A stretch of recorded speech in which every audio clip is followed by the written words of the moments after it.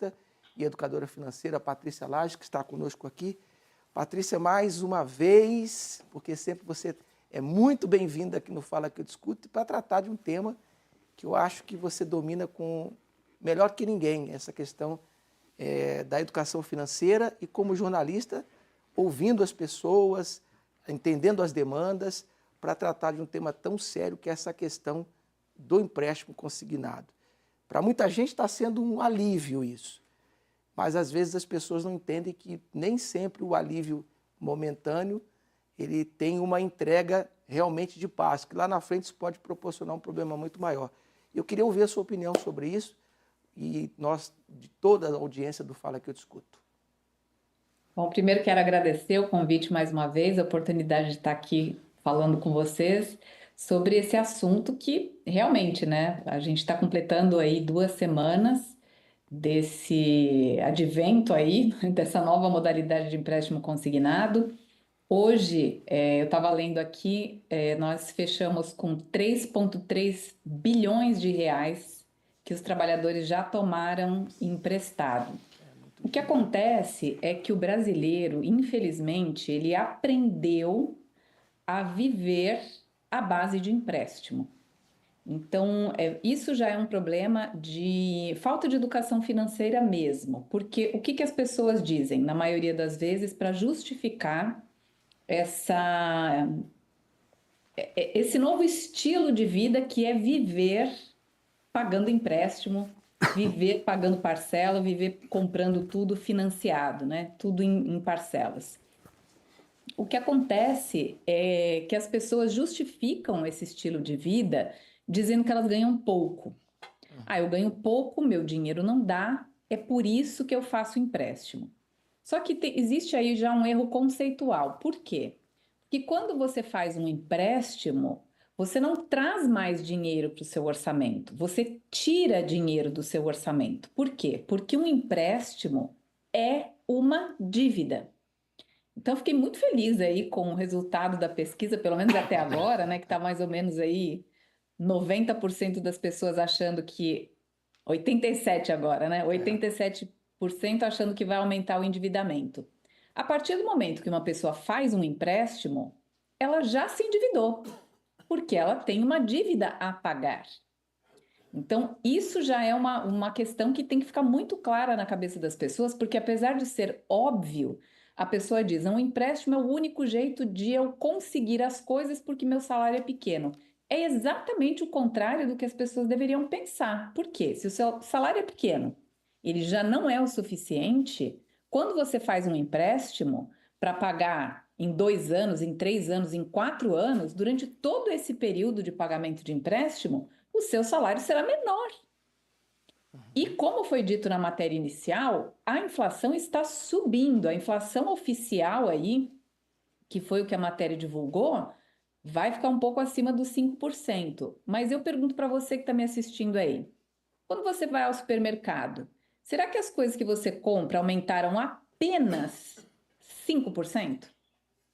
Porque no supermercado, a inflação real que a gente sente no bolso já está acima de 50%.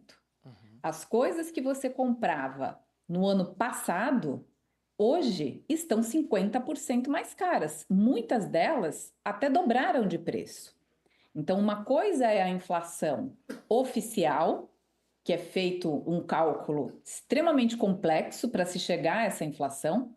E outra coisa é a inflação que a gente sente no bolso, que é aquela que você vai sentir quando você vai comprar qualquer coisa, principalmente o supermercado, que é um local onde todos nós temos de ir obrigatoriamente e que é onde a gente sente mais perto ali do nosso bolso essa inflação. Então imagina você contrata um empréstimo achando que o empréstimo é a solução para todos os seus problemas, para o problema da falta de dinheiro, porque você ganha pouco.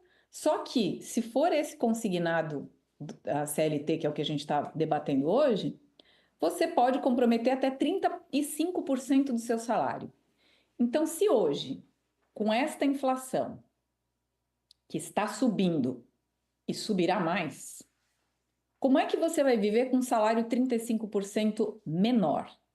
Então, apesar da pessoa falar, eu vou dar uma aliviada agora, Ok, você dá uma aliviada agora e depois você passa 2 anos, 3 anos mais apertado do que você está agora. Então, isso é uma coisa que a gente precisa pensar não só no empréstimo CLT, esse que a gente está falando agora, como qualquer tipo de empréstimo, e incluindo também aquelas compras parceladas que você faz. Porque a parcela é pequena, não vou nem sentir. Então, uma parcela pequena, com duas, com três, com 10 parcelas pequenas, quando você vai ver, você recebe ali no quinto dia útil, no sexto, sétimo dia, você não tem mais nada. Você está dependendo de comprar no cartão para pagar no outro mês.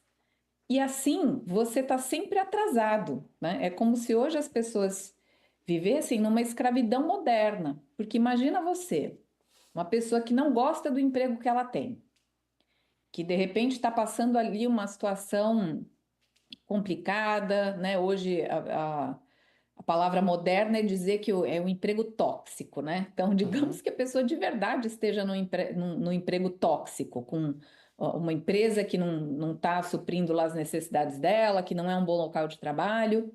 Como que essa pessoa vai conseguir sair desse ambiente se ela já gastou agora, no comecinho de abril, o salário de maio?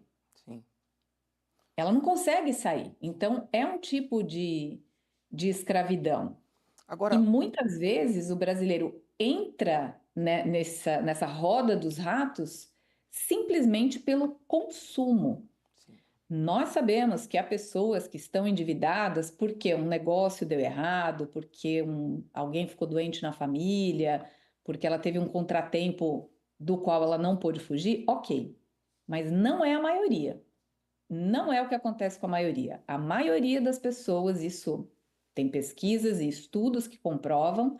Eu trabalho com finanças pessoais há muitos anos, conversando com pessoas, atendendo pessoas de todas as classes sociais, e eu posso te dizer que as pesquisas estão muito corretas, porque a maioria das pessoas que está endividada no momento é por autoconsumo, é comprar aquilo que não pode, que a renda não alcança. Sim. E aí coloca no cartão de crédito para pagar, né? Achando que é a solução. Agora deixa eu te perguntar, no caso específico dessa questão desse empréstimo consignado para a CLT, você consegue enxergar um grupo de pessoas que poderia ser beneficiado com isso, que ajudaria?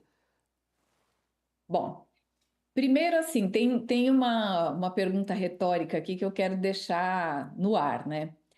Qual é a probabilidade de uma pessoa ganhar um jogo do qual ela não conhece as regras? Então ela entra num jogo e ela fala, quero jogar. Quem E é ela doido? começa a jogar. Mas ela não sabe as regras do jogo. Qual a probabilidade dela ganhar? É, É muito pequena. Então, a probabilidade das pessoas se darem mal diante de uma oferta de crédito é muito grande. E eu não estou falando aqui de futurologia ou achismo, é porque eu acho isso. Não é. O brasileiro começou a se enrolar e hoje nós temos 74,6 milhões de pessoas inadimplentes. O inadimplente não é aquele que está apenas endividado. O inadimplente é aquele que já perdeu a capacidade de pagamento e está com seu CPF negativado. Está lá uhum. na Serasa, no SPC. Então, inadimplentes, que são pessoas com CPF negativado, 74,6 milhões. É É muita mais gente. do que a população de vários países, Itália, Espanha, França. Tem mais gente no Brasil inadimplente do que gente morando nesses países que eu disse. Então, é um número absurdo. E por que é que as pessoas estão tão endividadas? Por causa do acesso facilitado ao crédito. Então, quanto mais se facilita a entrada das pessoas em um jogo, que é o jogo do dinheiro, que a grande maioria não conhece as regras, vai acontecer isso que já está acontecendo. Cada ano que passa, o número de inadimplentes sobe. As ofertas de crédito, os tipos de crédito, as modalidades de crédito são ampliadas. Você tem uma série de modalidades de crédito que no passado não havia. Então, quanto mais modalidades de crédito aparecem, por pesquisa, por resultado, mais gente fica endividado logo de cara, empréstimo hoje você entrou no rol dos endividados. Por quê? Porque você tem uma dívida a pagar. Está em dia? Tudo bem, mas você é considerado um endividado, porque você tem uma dívida a pagar. E provavelmente, dali mais um tempo, ao não conhecer as regras do jogo, não só você vai ficar endividado, como a sua probabilidade de ficar inadimplente é muito alta. Então, ou existem algumas possibilidades de que a pessoa usasse bem esse dinheiro? Sim, Uhum. mas são poucos, são bem poucos que vão saber usar bem esse dinheiro. E uma coisa que foi dito, inclusive eu disse na matéria que apareceu aí, lá do Jornal da Record, e algum dos entrevistados também disse, se não me engano foi a Clélia, de Pernambuco, ela disse muito acertadamente, né, que se uma pessoa tem uma dívida mais cara, digamos, é uma dívida de cartão de crédito, por exemplo, que passa muito fácil aí dos 15% ao mês, é claro que se ela contratasse um empréstimo de taxa de juro mais baixa, seria, entre aspas, uma vantagem. Por que que eu digo entre aspas uma vantagem? Porque, de fato, se ela contratasse ali, se ela deve, sei lá, R$ 20.000 no cartão de crédito a 15, 18, 20% ao mês, é claro que se ela vai lá e contrata R$ 15.000, quita esse cartão, ela eliminou da vida dela aqueles 15% de juro, mas ela não está com uma dívida sem juros. Ela está com uma dívida ali que pode chegar a 6% ao mês, Uhum. né? Sim. Então, ela teve alguma vantagem? Eu preciso dizer que ela está numa situação menos pior, Uhum. porque 6% ou 3% ou 2,5% é muito para uma taxa de juro mensal.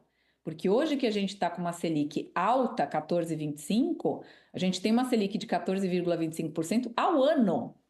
Como você pode ter 14, Ao mês. 15% ao mês? É Então, absurdo. assim, o juro no Brasil é uma coisa surreal. Nós estamos entre os países com a maior taxa de juro real do mundo, do Uhum. mundo, e estando com uma população altamente endividada, que é uma população que se acostumou a pegar uma dívida nova para pagar uma dívida velha, que é Uhum. uma população que acha ok ter um ditado que diz que você vende o jantar para comprar o almoço.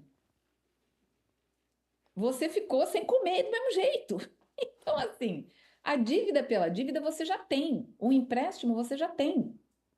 Estar inadimplente você já está.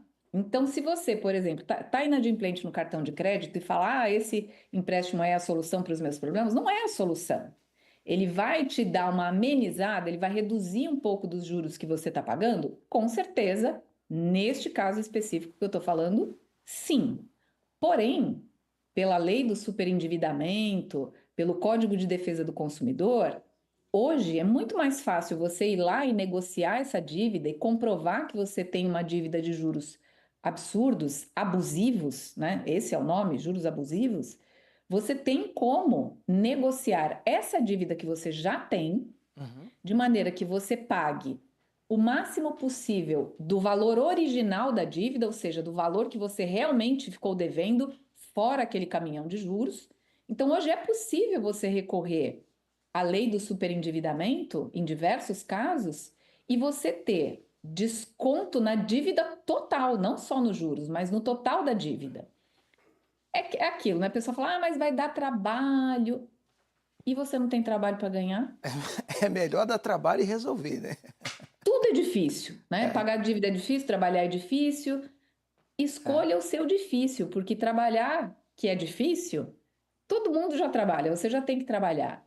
Então, se você empenhar um pouquinho do seu tempo em entender como é que eu vou sair desta dívida sem entrar em outra, não tem necessidade disso. Deixa eu fazer uma dívida aqui para pagar aquela lá. Deixa eu cavar um buraco aqui para pegar essa terra aqui e tapar o outro buraco que eu tenho lá atrás. Você vai viver para tapar buraco?